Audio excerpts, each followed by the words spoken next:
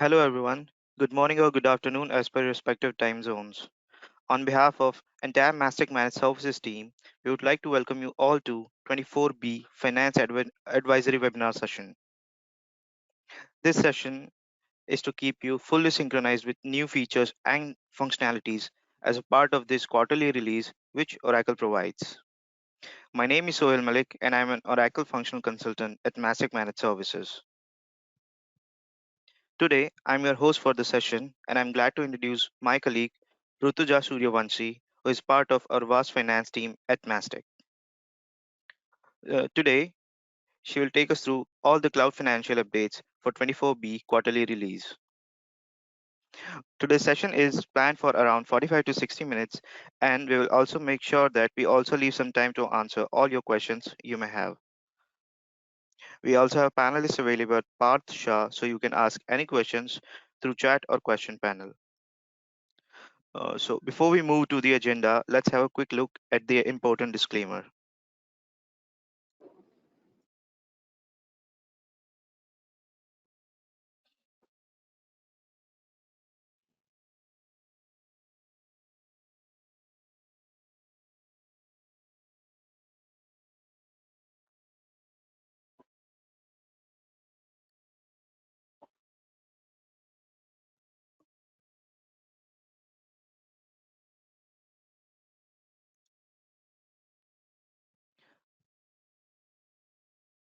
We would like to convey you our approach towards the Oracle updates in a very simpler method. We'll be taking you through vital analysis for 24B updates done by our experts, which will help you incorporating new features and updates easily into the system. Also, we'll sync you on any bugs or known issues if there are any. It's good to have an interactive session, so please do ask questions through chat or question panel. We'll answer them at the end of the session. In case we run out of time, we'll make sure to respond you by connecting you at a later stage to answer all your questions.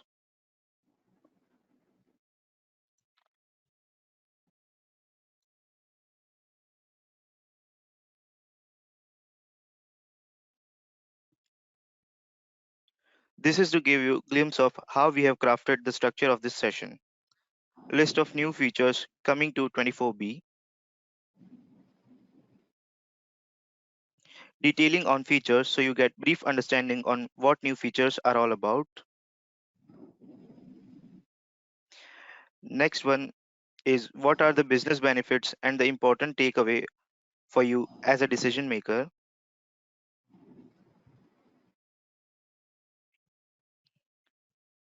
There are four components where we have done in-depth analysis of features which are going to present to you. First one is impact analysis, which demonstrate the impact on the user. If it's low impact, then regression testing can be avoided. If it's high, then we need to opt for regression testing. Second one is which we are all aware that there are some features which are by default auto-enabled by Oracle, and there are some which we need to opt for. Third one highlights the nature of the feature. There would be certain configuration which may be required, or some can be used without any changes. Last one is a quick win. This term we use to simply convey that what is ready to use by investing minimum amount of time and what required significant amount of time and effort to make use of this feature.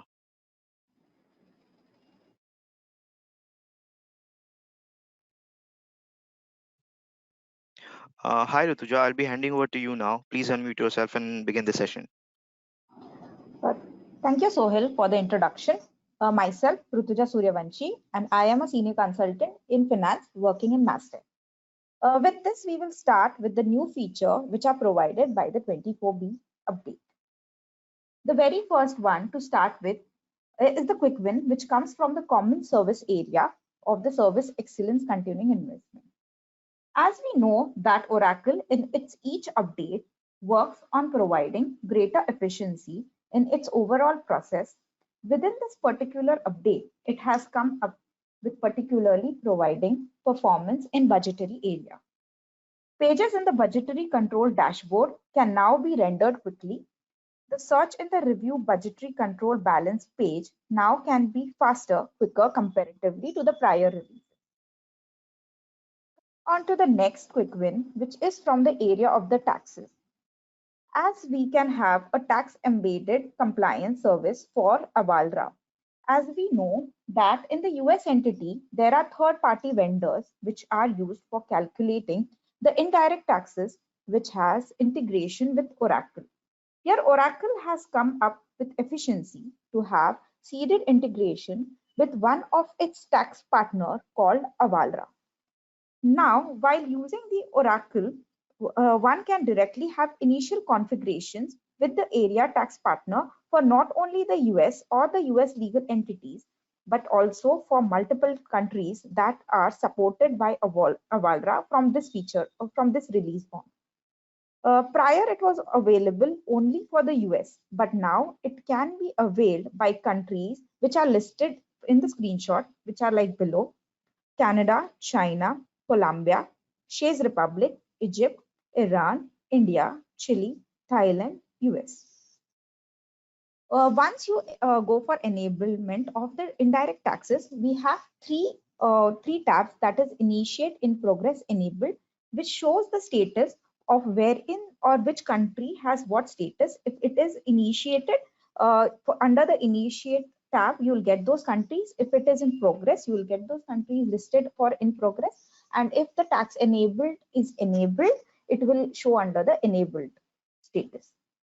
If you view from the screenshot, you will see three completed tasks which are under the geographic content import, tax content import, and partner tax activation. This gives you an idea of what has been completed and for which country the tax has been enabled. There are some prerequisites which you need to take care before you move for enabling the setup under configuration task, known as manage indirect tax automation with Avalra. First, you need to register for Avalra and get login details.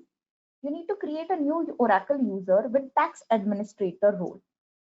Then create a custom role adding manage reports and analytic privilege and assign to the new Oracle user created.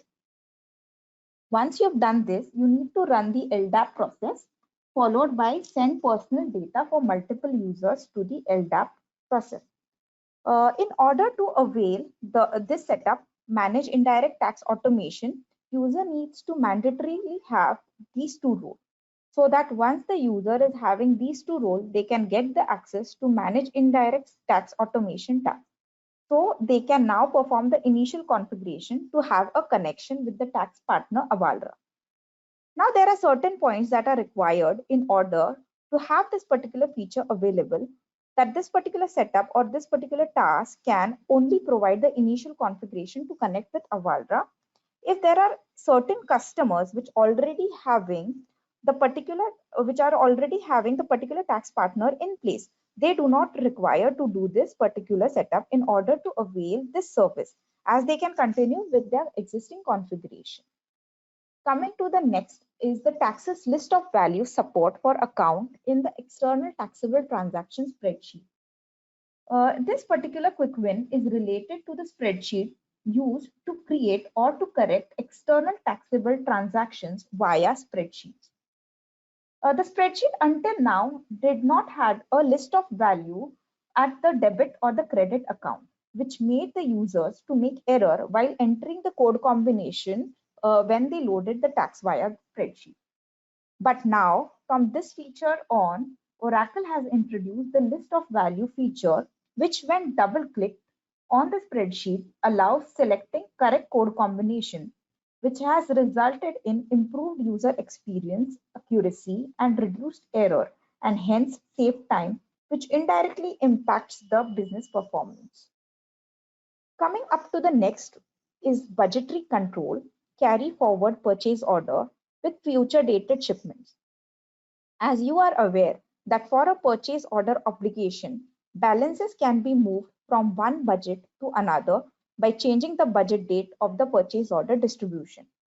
In this new update, the process named carry forward purchase order budgetary control balance process, we can now add future dated purchase order in this process. This process can carry forward both POs with carry forward through date as well as future dated shipment date. The report, when created after running this process, that is the running forward process, carry forward process, now includes an exclusion tab, which includes all carried forward while we do the carry forward run process. It has reduced manual effort as well as the report provides a visibility of which POs are to be manually carried forward from the exclusion list. Before we successfully carry forward the PO shipment, the eligibility requires all the PO in the shipment must be in pass, final, close, and reopen. Shipment should have all budget dates before final close through budget date. A shipment should not have mixed budget dates. Coming to the next, we come under the general ledger tab, which is accounting data archive and purge. Now on in the general ledger, business can use a policy-based approach to archive accounting data, which can include general ledger journals, general ledger balances, accounting hub subledger journals, supporting reference control account balance for all the subledgers. Using this feature will enable efficient proactive management of data growth along with purging the accounting data in line with compliance as per certain jurisdictions. For this feature, you need not enable anything, but there are some setups to be made.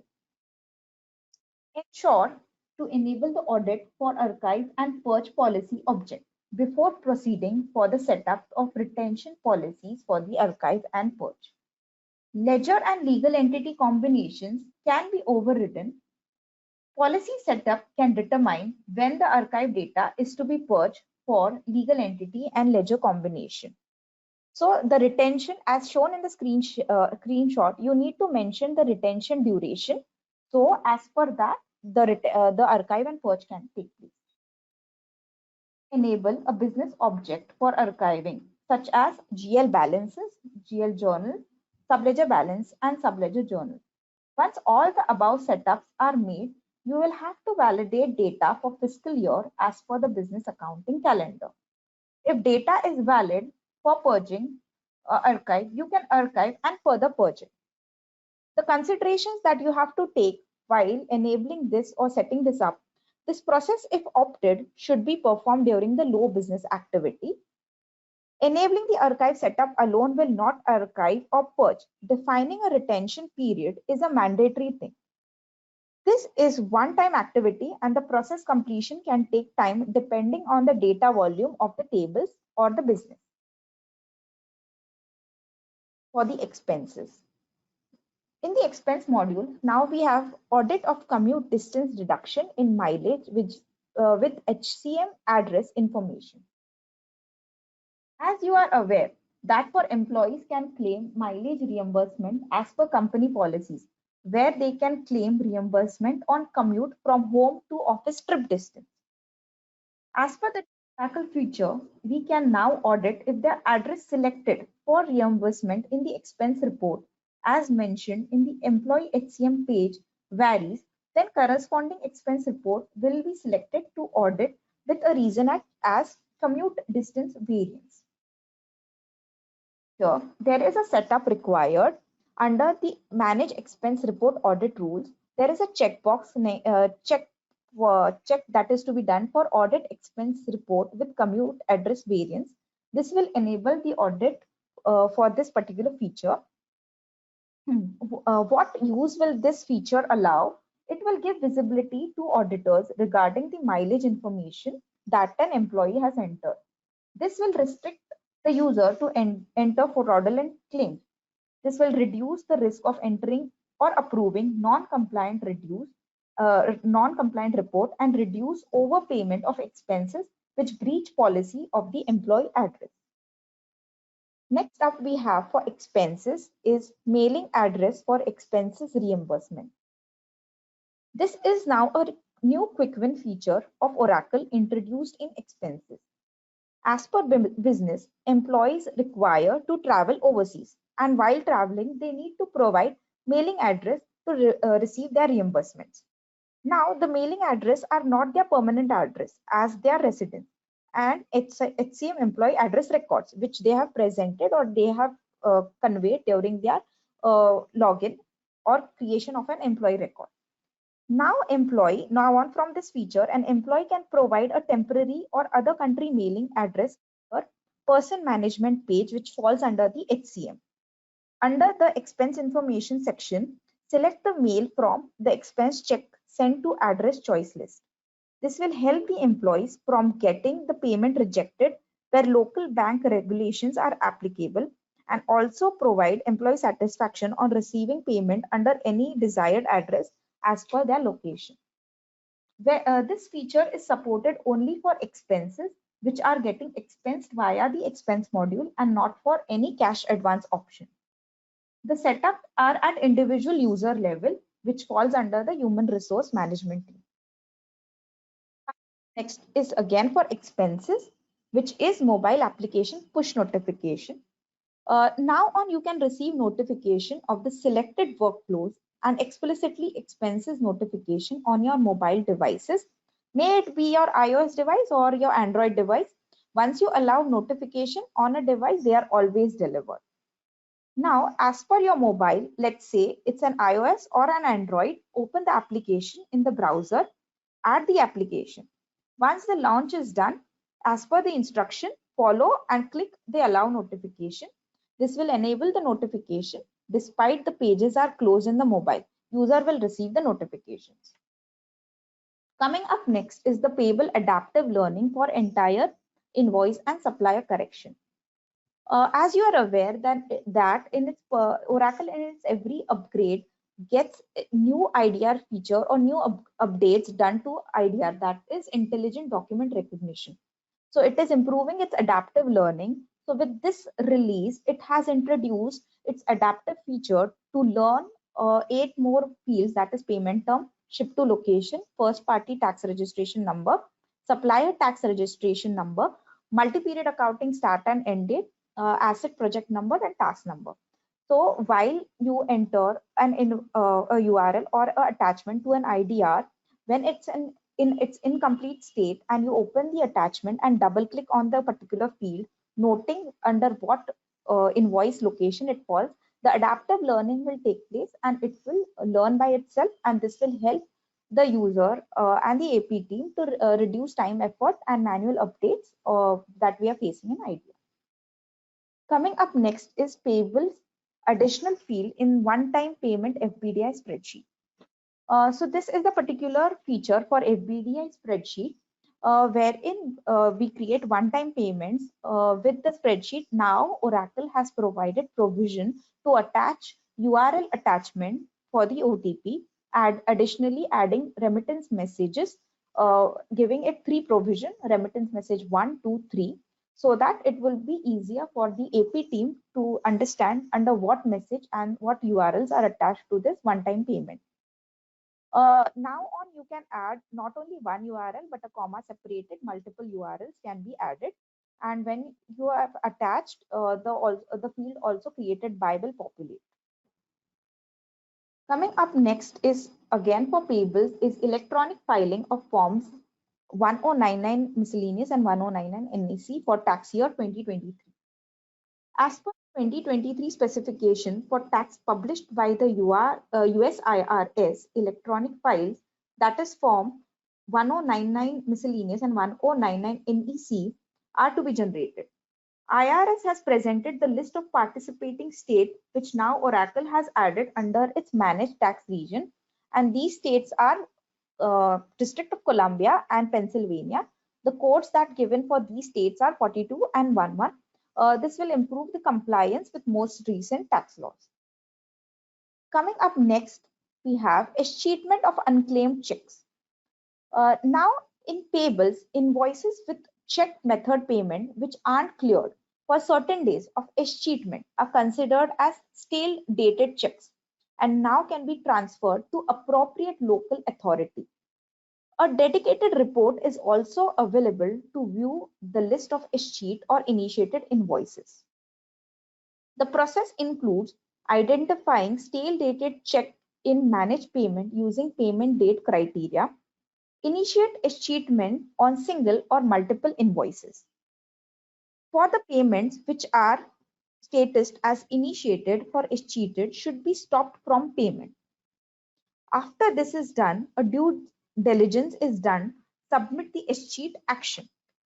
Payment status which was initiated for escheat changes to escheat, meaning all the payments are under one group of escheat.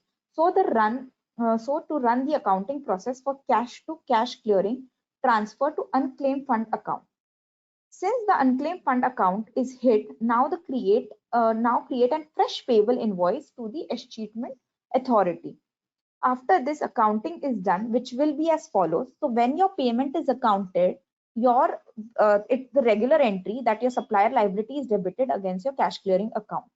When this payment is escheated, that is, it is stale dated, your the cash will be debit against your unclaimed fund account. And when you create a manual invoice for the escheatment authority, your unclaimed fund account will debit against your escheat authority liability account.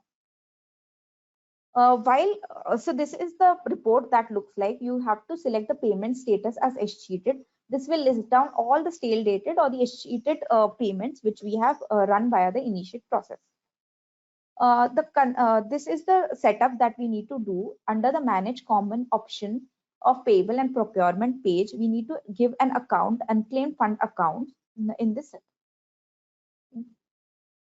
The mandatory payment for this, we need to provide minimum days to initiate the escheatment. Like after how many days the check which are stale should be considered as escheated. The tips that we have to consider here: checks which are only with the status as negotiated along with the same ledger currency can only be considered for escheatment. Payments via check method using the payment process profile can only be considered for escheatment. No payments which are manually or refund, they won't be considered for escheatment. Coming up to the next is payables improvement in supplier side selection for supplier portal invoices based on purchase order details. This feature is applied on the supplier portal. Now, while creating any PO match invoice from the supplier side portal, the user has an option to select the site from the list of value even if the PO match site is defaulted. Till now, at the supplier portal, all the sites of different views were appearing. But now on, to avoid the confusion, only relevant view sites will appear in the list of values. This supplier portal invoice creation will adapt the same user experience payable invoice creation. You can see here for this PO, the vision operations, you have aligned vision operations. So whenever, so this is the earlier release before 24B upgrade. In the invoice drop down, you can see two sites, two LEs, two views which are not assigned as per this, but now on you can only see the one which is already assigned. This will avoid confusion and this will simplify the invoice entry process, encourage supplier to enter more invoices through this medium.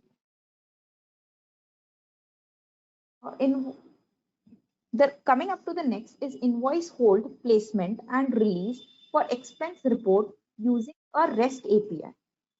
As per this new functionality, using a REST API invoice can be placed on hold with designated reason code as well as can be released. The crucial role played is when the payment is rejected, discrepancy in billing, or pending a dispute resolution. This hold can be released, applied through automated process. So business can check any payment having any error. This can optimize cash flow management.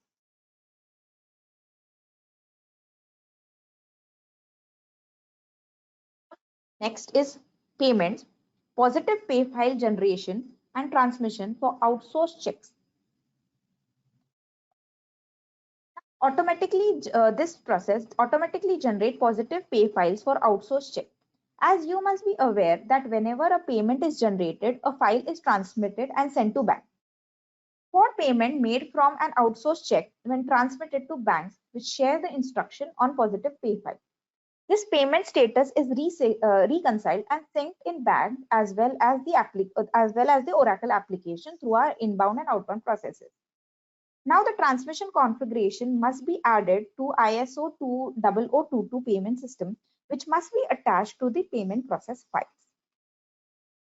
Coming up next is payment simultaneous usage of multiple payment gateways. Now this is an option where user can opt this feature from financial offering under payments. Funds can now be captured with great versatility, allowing customers to use alternative payment gateway to cover geographic constraints, supported currencies, supported industries, and cost disparities. First, you will have to configure multiple tokenization, payment system, and payment system account. Post configuring routing rule, this would be working on the PU basis. So as per this diagram, if you can see, we have our modules, receivables and payables, and here the multiple gateways can be gateway 1 and gateway 2. Basis on these two multiple gateways, we can configure the rule. Let's say, for example, for gateway 1, we have to configure for two currencies, which is USD and Canadian dollar. And for gateway 1, we have to configure it for the USD dollar. This can be configured for each BU. So when if you're configuring for USD with the BU called as vision operation, it will create one token. If you create for Canadian dollar with the BU vision operation, it will be initiated as the second token. These would be your routing rules, and basis on the initialization of your token, the token will get created. There are certain points where the token can get initiated. It can be from your customer side, it can be from the AR invoice, it can be while importing an AR invoice. So let's say for an example, if you are at an AR customer page and you are creating the credit card with the business unit vision services. Once you initiate the credit card, the routing rules which you have set in the system will get evaluated. It will invoke the gateway 2 as per the rules. Then there would be a receive HPP request at the gateway 2. Once that is initiated, there would be a launch of gateway to HPP, which will tokenize a card and it will create a token 1, which can be used. Similarly, for the instance where an AR invoice is created from a UI or an imported invoice is created, the same process can be followed. There are some tips and consideration that are to be taken. So while creating the routing rules, the BU are to be taken in consideration. Here are, as per referring to the table, these are the token creation products that would support receivable order management, subscription collection, bill management, student cloud, public sector cloud, digital experience for communication. The type of tokenization, authorization, and settlements, token creation with authorization capture. Now the available routing criteria, that is the rules can be based on business unit currency, business unit country, payer country, source product. The recommended criteria are business unit and currencies, sometimes source product, and the incompatible criteria is source product. Coming up to the next module is receivables, where automation of invoicing and receipt application for advance payment. So this is basically a prepayment that Oracle has now introduced. So as you are aware, prepayment are advance payments made by customers against goods that are yet to be taken or delivered. With this feature, now auto invoice can be able to create prepayment invoices which are originated from third party or outsourced. AR facilitates creation of prepayment via auto invoice. The setups for this, there are setups which are required to initiate this or to create the prepayment. So in as per the regular receivable activities, you'll have to create a prepayment activity to have this availed.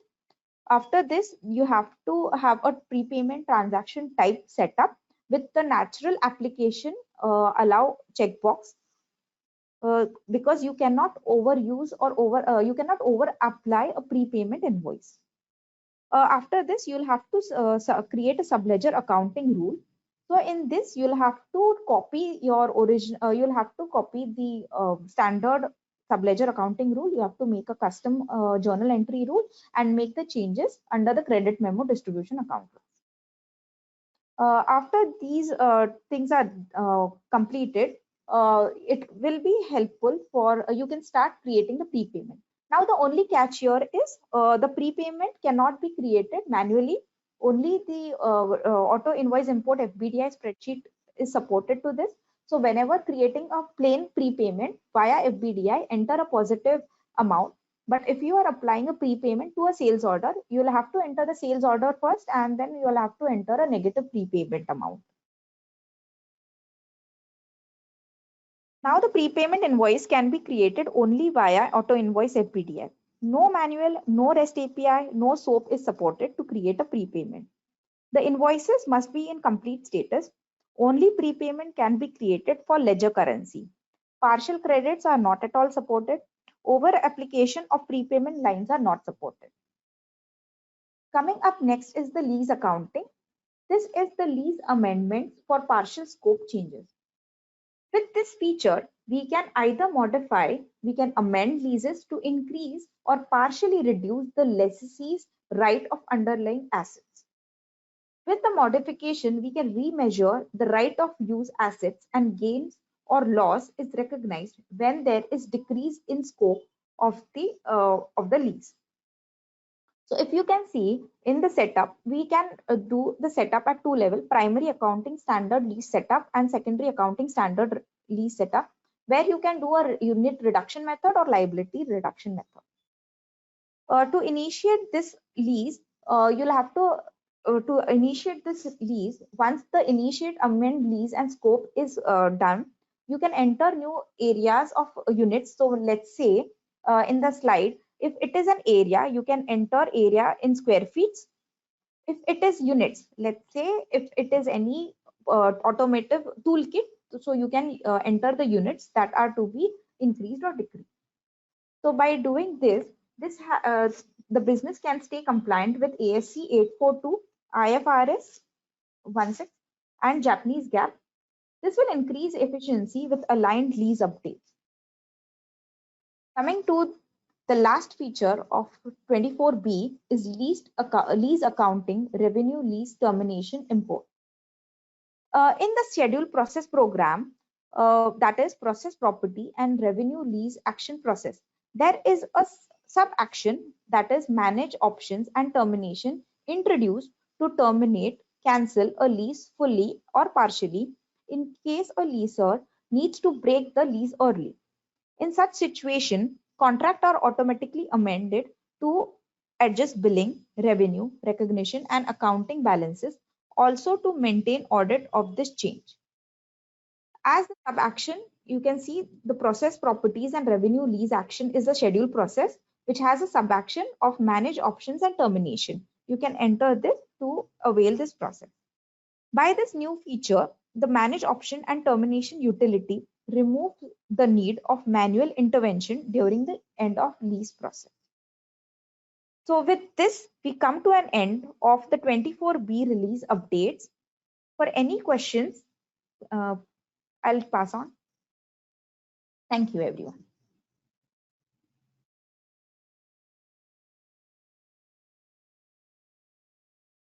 Thank you, Rutuja, for wonderful insights. Let's quickly move towards Q&A part now. Hi, Part, could you please check if we have any questions you want to take up?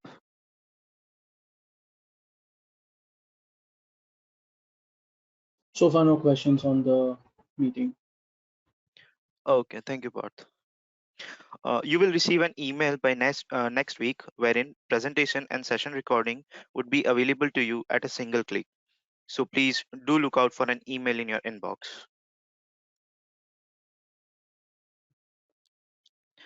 These are some upcoming sessions which you can see on the screen. Please register or ask your colleague to register and be part of the webinars. Before you leave us, we would like to have a quick feedback on today's sessions. Launching the poll.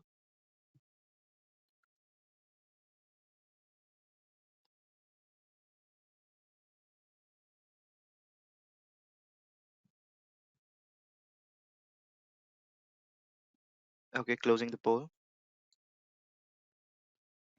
Thank you once again for your valuable time. Bye, everyone.